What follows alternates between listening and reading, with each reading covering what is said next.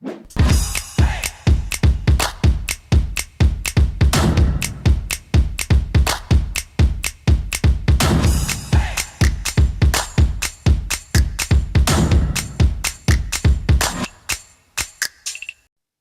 what's up, everybody? Give me a thumbs up if you're with me tonight. Good, I could see some of you there. Awesome. So as Alex mentioned, we're going to be talking to Jeremie Minani tonight. He's a young man who was born in a refugee camp, and he immigrated to Canada during his school years.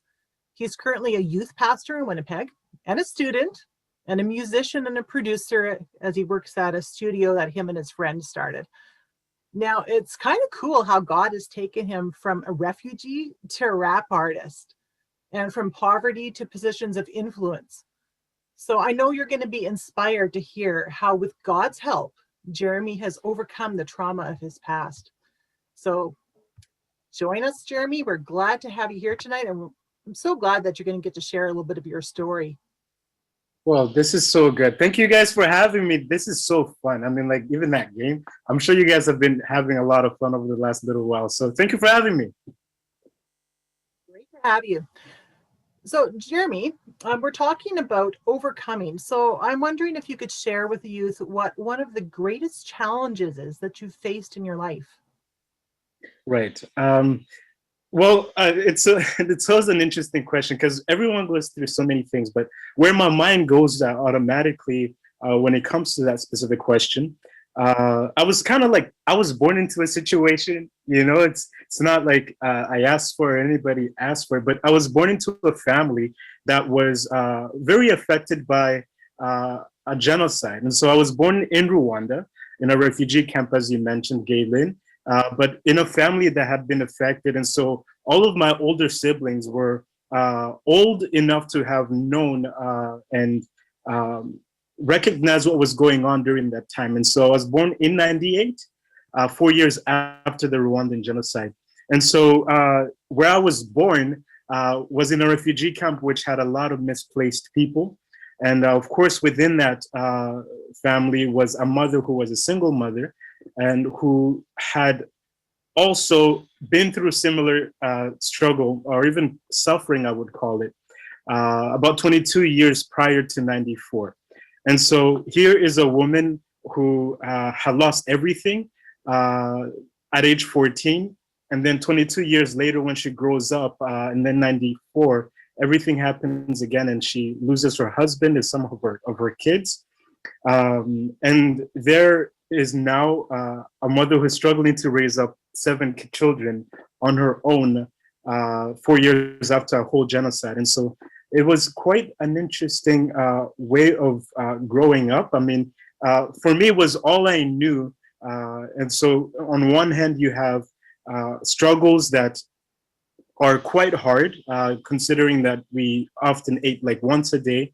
And even though, you know, we were many people in the family, my mother did not have a lot to take care of us, you know, and so that was quite interesting. And so, yeah, I mean, that's kind of like the struggle, the challenge have been the greatest for me growing up. I thought it was interesting how you started out saying that, like, this is not what you chose for yourself. Like, we can't choose what family we're going to be placed in or what situation we're going to be born in. And even if we're born into something that might seem terrible, just knowing that God has a plan for your life is amazing. Now, when you were talking about your mom and some of the things that she went to, you referenced genocide. I mean, can you explain maybe a little bit more of that for students that might not be familiar with that term? Right. Yeah. Okay. Yeah. So Rwanda, as some of you maybe have heard of, is a small country in East Africa, and it was anyway. There's no such thing as tribalism anymore, but there were 3 tribes, and 2 of the major tribes were the Hutus and the Tutsis. A genocide is usually when one specific ethnic group wants to wipe out another ethnic group. And so here was a situation where it wasn't even just like soldiers or an invading country that came and started a war. It was actually internal, where the country, or even civilians within that country, were picking up arms and were basically wanting to wipe out another group of people. And so that's the situation that really shaped the family that I would be born into just 4 years after that event. You said like your mother lost her own family, and then she lost like some of your siblings in the process, and her husband, all Right. during this genocide, like just because one group didn't like another group because of what tribe they were. That's kind of hard for us to wrap our heads around, but we do see like different levels of racism now. But to imagine it to that extent is kind of mind blowing. But Right. as I think about it, I remember when we talked once, you had mentioned that you even lost a friend while you were in the refugee camp as a result of this hatred. Yeah, it's quite interesting to look at. I mean, the world is certainly broken, but yeah, I was 7 years old at that time, and so in this refugee camp, I mean, it's 4 years after this whole event. However, when we're talking about such a thing, we're talking about hatred between people. So it's not like a turn off switch, you know. And so for years after then, you would occasionally hear of people passing. And when I was 7, one of my best friends, he's like a brother to me, was going to play soccer with my friends. And of course, on my way was him. Yeah, I mean, it was quite something. Yeah, definitely. So you Sorry. came across your friend who had been killed because of this. Like, that's just something terrible for a young person to have to experience. I mean, like I've lost friends that have been killed by drunk drivers. There might be students watching that, maybe had a friend die to a disease, or maybe somebody died through gang violence, but to actually come across your friend that's dead, that would have been very traumatic. Like I can't imagine. But so just this whole thing, like living in the refugee camp and like having a single mom who had no resources trying to raise you, just the whole situation that you were living in and the levels of hatred that were there. Like, how did you overcome that challenge? Right. Yeah, I mean, my mother became a Christian. She wasn't always a Christian. She became a Christian when I was 3 years old. And so that was in 2001. And so that was in the refugee camp. But there's this woman who, again, I'm sure you know, would be dealing with a lot of trauma. Again, at age 14, going through what she did. And then, when she was older with children and her husband, what she went through in 94 again.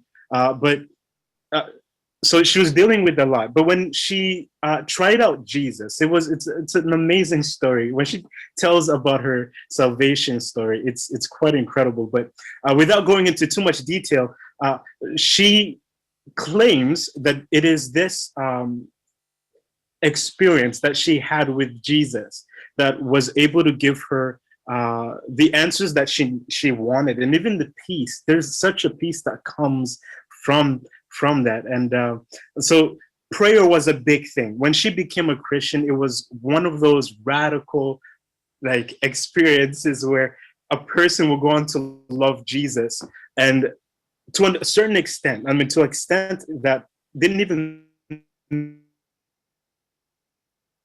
how much she loved Jesus. And so prayer was big. And so I ended up growing up then in a home that believed in the power of prayer. And I mean, it's almost as though if you liked it or not, you were going to serve God. That's this woman, this love that she had for God. And so that's how we got through everything. Even from my mother, she says it is prayer. And even for myself growing up, guys, I mean, with the big things and with the little things, I learned that I needed to trust God. And so there's this understanding that the world is certainly broken and we're going to see a lot of injustice, but it's understanding that there's a God who loves us so much and who is sovereign and who is all powerful, and knowing that we can always trust in him no matter what. And so we prayed. That was literally in having faith in God even when we didn't see things turning out the way we wanted to, it was depending on this God that we knew was sovereign over all things, and we were going to trust in him no matter what. And that was my mother. And so I took after that as well. And so that got us through a lot of things, and prayer certainly worked. Now, you had told me, like, your mom taught you how to pray and expect, not just pray, but pray and expect. And just a story how you were miraculously chosen, like out of 18,000 refugees, they chose 3 families to immigrate to different parts of the world. And your family was one of those 3. And that in itself was an answer to prayer. Like, you told me that you had 3 friends that you had been praying with, and now God didn't answer that prayer immediately, but he answered that prayer. And when the 3 families were chosen, remember, 3 out of 18,000, that's a lot. It was you and these 3 or 2 other friends that had been praying. And I just thought that was just so incredible how God answered it that way.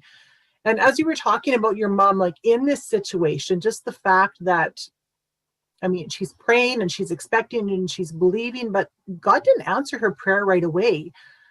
But yet you've talked about how confident she was that God was trustworthy and that God was with her in that time of waiting for the responses. Yes. And I think that's just so powerful to remember. Like Isaiah 43:2, it's one of my favorite verses, but it talks about how when you go through deep waters, that God will be with you. And when you go through the rivers of difficulty, you will not drown. Like, you are going to overcome. There might be a time period of waiting, but you will overcome. So what are some of the other ways that you saw God guiding you through that experience? Yeah, I mean, it's amazing. Thank you for mentioning those things. But it's amazing when you look back and you consider how you got to where you are. And so here we see the ways that God works. And so, as you mentioned, prayer and faith in God. And so when you do that, as you just mentioned, Galen, we don't always see the prayer answered right away. But again, this is knowing that when you put your faith in that God, in which my mother like always does, and it's often amazing to kind of see, you're putting your faith and your life in a God who will make no mistakes. And so here then, when you don't see things panning out the way that you intended or even want, and that happened many times where you pray and you expect, and then it's not coming the way you want, you know that God is still working behind the scenes. And he works, I mean, he has an invisible hand, but it's always working.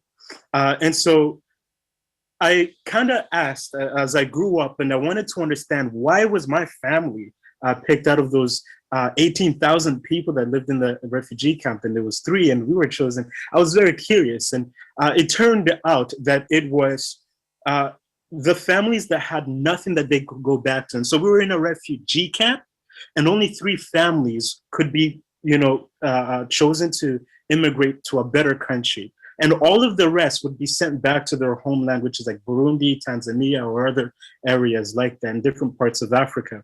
But it was within those 3 families, this is the cool part. The people that had nothing that they could go back to, so people who had it the worst, if they were to be sent back to Burundi or the country of their origin, if they had nothing, like my mother at age 14 lost everything, and she was forced to watch that happen. And so it was for that reason that we had the opportunity and even the ability to come here to Canada. And so it's just amazing to think that if that did not happen, and I'm not glorifying the evil that occurred, but if it didn't happen, we wouldn't be where we are today. And this kind of reminds me of Joseph's story, right? And it's amazing how God intended it for good. He took what was evil that was done and he used it for good. And that actually ties in a little bit. There was a question in the chat wondering about what you're doing right now. And I think we haven't even talked about the music aspect of this, but you were known as a music kid in the refugee camp. And how has that kind of tied over into some of the things you're doing now? Yeah. And so when I came into Canada, and we moved here in 2006, and we moved in December. Out of all the months you can move an African family to Winnipeg, I mean, like that's quite something. But when I came, I took this love of mine with me. I've always loved and enjoyed music. And that's something that I think God had placed on my life even when I was a kid.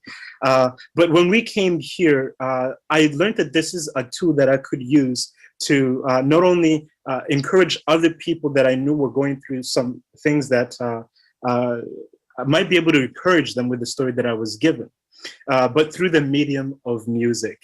And so God ended up opening up some amazing doors. You mentioned that when I was 7 years old, I got the I took 3 of my friends and we went to pray for a better life, and God answered that prayer. And so the promise I had made when I was 7 to God was, God, if you get us out of Africa, and when we were praying for a better life, I will serve you with everything that I have. I will talk about you wherever I go. And I kind of find it funny because within that medium of my love for music, the gift that God has given me, God ended up using that to fulfill my promise to him. So it's like God's grace that has been able to do that. And with that, we got the opportunity to travel Canada. We got to travel certain parts of the world, even outside of Canada, and in front of 20, youth, in front of 20,000 people, and different things like that. But it's that testimony that the enemy intended for evil that God was able to use to encourage others and even save lives. We heard some amazing stories from young people who heard my mother's story and my story, who testified to it being a tool that God used to save their lives when they were contemplating suicide. It's amazing to think about. Yeah. So how God took what the enemy meant for evil and he turned around and used it for good, and how he even gave you the ability of music and gave you that platform to be able to share about him, like across a nation, even in different places in the world. That's just amazing how God has done that for you. We're going to head to small groups like pretty much right away. So I don't have time to ask you the last question, but I know we talked about this earlier, so I will just summarize for the youth about advice you would have for them facing challenges. I know when we talked, I put this in quotes because it was so good. When you choose to put your faith in God, you are putting your life in the hands of a God who makes no mistakes. So that's something else you can maybe talk about when you go to small groups now. So thank you so much, Jeremie. We're so glad you were willing to share your story with us tonight. Blessings. Thank you. Thank you, Galen. Thank you, everyone.